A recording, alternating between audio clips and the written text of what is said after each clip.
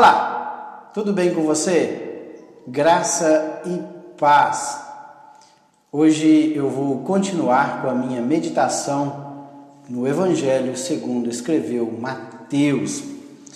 Eu já fiz um vídeo no capítulo 17, do versículo 1 até o versículo 13. Estes 13 versículos, eles falaram a respeito da transfiguração e a vinda de Elias, ou seja, o profeta João Batista, o precursor de Jesus. E a partir do versículo 14 vai falar sobre a cura de um jovem possesso. E depois fala sobre Jesus paga o imposto. E nestes versículos aqui, logo após a descida de Jesus ali do monte da transfiguração, lembrando que ele estava com 3 dos seus 12 apóstolos, ele estava no versículo 1 aqui, ele diz que Pedro, Tiago e João, eles estavam com Jesus ali no monte da transfiguração. E os demais ficaram embaixo aguardando provavelmente Jesus.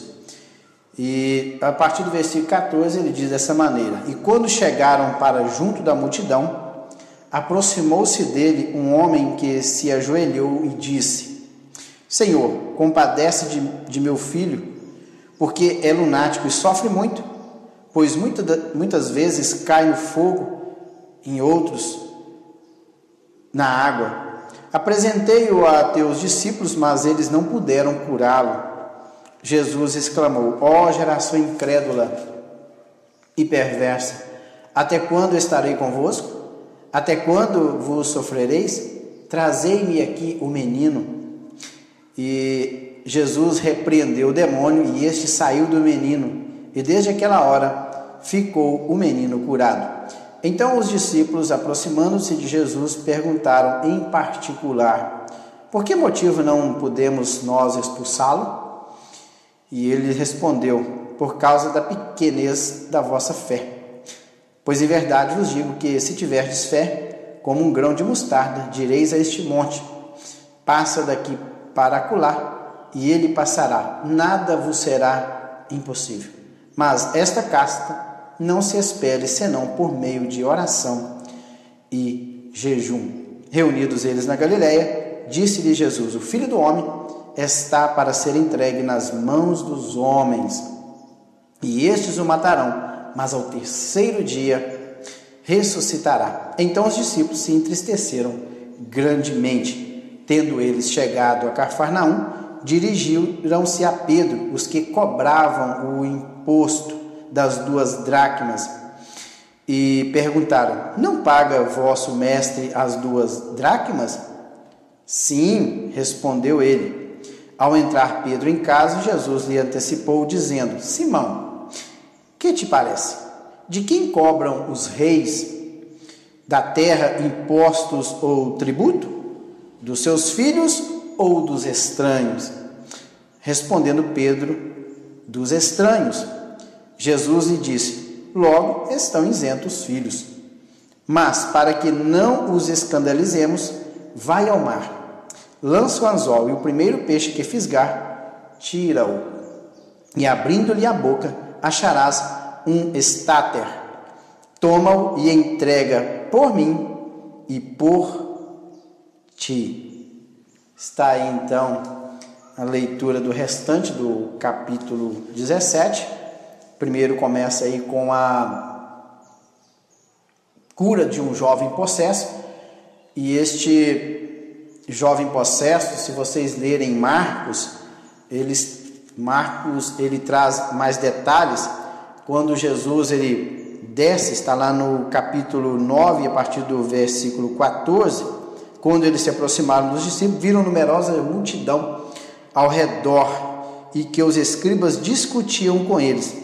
E logo toda a multidão, ao ver Jesus, tomada de surpresa, correu para ele e o saudava. Então ele interpelou os escribas: O interpelar aqui é interrogar, ou seja, Jesus interrogou os escribas. Que é que vocês estão discutindo com eles? Eles quem? Os discípulos. Então Jesus chegou e interrogou logo: por que é que vocês estão discutindo com os discípulos?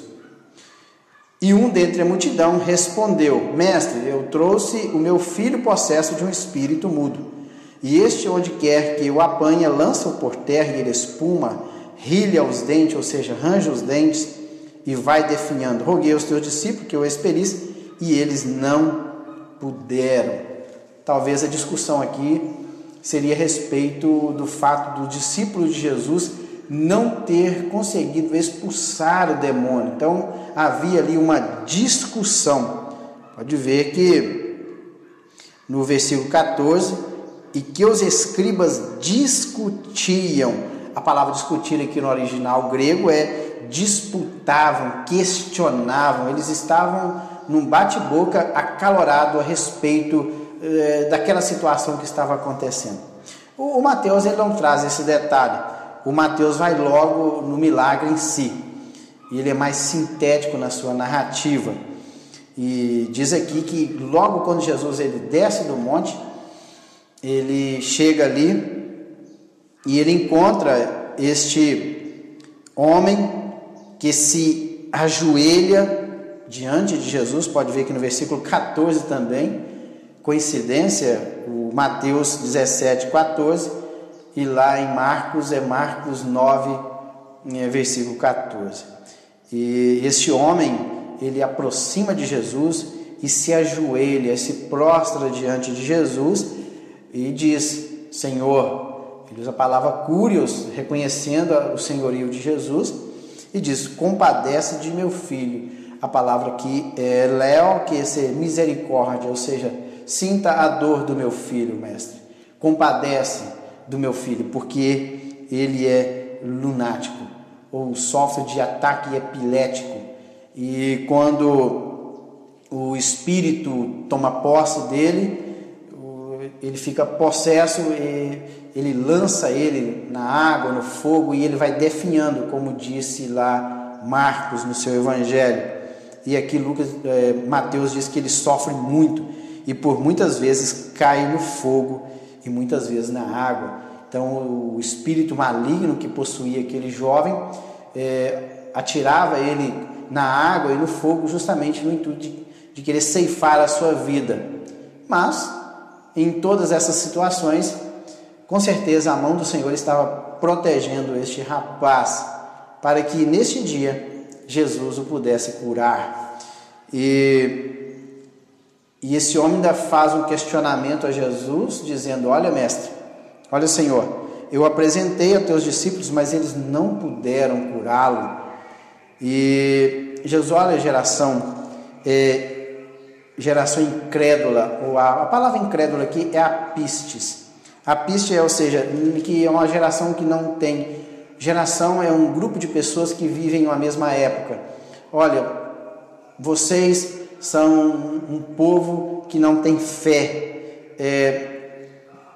Perversa aqui é que conspira contra, ou seja, parece que quando Jesus chega ali que está aquela discussão, os escribas discutindo com os discípulos, e eles estavam mais no questionamento do que propriamente do que se diz respeito a resolver o problema do rapaz.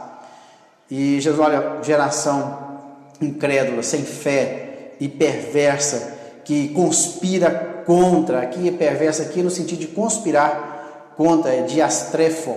Diastrefo é no sentido de vocês estão conspirando contra as coisas, e ao passo que vocês deveriam agir em favor de, e vocês estão agindo contra tudo isso. E ele diz: olha, até quando eu vou continuar com vocês? E até quando vocês vão continuar sofrendo pelas suas perversidade e também falta de fé? E ele diz: trazei-me aqui o menino, traz o menino aqui, ou o rapaz. E naquele momento Jesus repreende aquele demônio que estava possuindo o corpo daquele rapaz, fazendo com que ele caísse na água, no fogo, querendo ceifar a sua vida. E diz aqui que naquela mesma hora, no mesmo instante, aquele rapaz ele foi curado. E após tudo isso ter acontecido, quando os discípulos agora se encontravam em particular com Jesus, eles perguntaram. Então os discípulos, aproximando de Jesus, perguntaram em particular: por que motivo nós não podemos expulsá-lo? Porque em outras oportunidades, os discípulos de Jesus, eles foram enviados por Cristo para fazer a obra. E lá eles expulsaram demônios também, claro, sob a autoridade de Jesus. E nessa oportunidade aqui, simplesmente eles não foram bem-sucedidos nessa tarefa. E pode ver que Jesus, ele questiona duas coisas. Ele fala, por causa da pequenez da vossa fé, ou seja, pela falta de fé, e ele diz que se tiverdes fé do tamanho do grão de mostarda, direis a este monte: passa daqui para acolá, e ele passará, e nada vos será impossível. Claro que esse impossível aqui que está de acordo com a vontade de Deus. Deus não vai fazer nada que esteja contra a sua vontade. A nossa oração tem que estar alinhada à vontade de Deus. Estando alinhada à vontade de Deus, claro que ele vai fazer. E por que ele fala o grão de mostarda? O grão de mostarda é uma semente pequena, bem pequenininha, e essa semente, quando bem irrigada, bem cuidada, ela cresce e se torna um arbusto enorme. É isso que acontece com a fé. Quando a fé ela é bem regada, ela é bem tratada, com certeza ela se torna grande em nossas vidas. Isso eu falo do cuidado da nossa vida com Deus, para não descuidarmos e nos tornarmos pessoas que não têm fé. Então temos que, a vida cristã, ela tem que ser a cada dia sendo regada pela palavra de Deus, pelas coisas do reino dos céus. E outra coisa também que Jesus fala, além da falta de fé, e a fé ela vem pelo ouvir e ouvir a palavra de Deus, é a palavra de Deus que traz fé aos nossos corações. Além disso, Jesus falou assim, olha, tem outro detalhe, essa caça de demônio, ela não se expele, a não ser por meio de oração e jejum. Aqui, casta é uma palavra grega que é genus, ou seja, é uma espécie, uma família, ou seja, esta família de demônio, essa espécie de demônio, essa tribo de demônios, essa palavra grega ela traduz tudo isso, ou esta casta, como diz algumas traduções, ela é diferente das demais que vocês já viram. Porque dentro do reino das trevas também tem uma hierarquia. Então, esta espécie, ou essa categoria de demônios, ela é mais resistente. Então, ela só sai com o quê? Com oração e com jejum. O versículo 22, ele prediz novamente, eles estavam na Galileia, e reunidos ali na Galileia, Jesus novamente ele fala da sua morte. E essa é a segunda vez, relatado por Mateus, que Jesus ele prediz a sua morte. A primeira vez, e está lá no capítulo 16, versículo 21. Jesus ele prediz a sua morte. Agora que novamente no capítulo 17, versículo 22, ele fala que o Filho do Homem ele será entregue nas mãos dos homens e eles o matarão, mas no terceiro dia ele ressuscitaria. Então os seus discípulos eles se entristeceram grandemente, porque eu creio que os discípulos eles não aceitavam muito bem esta ideia de que o Messias deveria passar pela morte. Na verdade, eu creio que todos os judeus eles esperavam Jesus como o Messias, como um libertador, um Messias que libertaria o povo de Israel das mãos do jugo do Império Romano, porque a nação já havia muitos anos ou séculos que estava padecendo sobre o jugo das nações. O primeiro começou com o cativeiro babilônico, depois eles sofreram sobre o Império Medo-Persa, depois o Império Grego, depois do Império Grego veio o Império Romano. E sobre o Império Romano eles padeceram até o ano 70, quando todos foram dispersos por entre os povos e o templo em Jerusalém ele foi destruído. Então eles na verdade esperavam um Messias libertador. um Messias que ia quebrar o jugo de Roma e os judeus seriam livres como nação. Mas na verdade Jesus ele veio dar início a um reino espiritual em que todos aqueles que entendem o plano salvífico de Jesus na cruz do Calvário aceitam esse plano. Essas pessoas, independente da sua raça, posição social, cor da sua pele, todos eles fazem parte de um reino, e esse reino é invisível, e ele não é demarcado por territórios, por extensão territorial, mas sim um reino invisível, e ele está em todos os termos da terra. E quando Jesus falou que ele deveria morrer, os seus discípulos, eles se entristeceram, pode ver que usou a palavra aqui grandemente. No versículo 24, quando eles chegaram em Cafarnaum está às margens do Mar da Galileia, é uma aldeia de pescadores. Alguns daquelas pessoas que cobravam o imposto do templo, eles chegaram, não foram até Jesus, eles foram até Pedro, perguntaram a Pedro se Jesus ele pagava as 2 dracmas.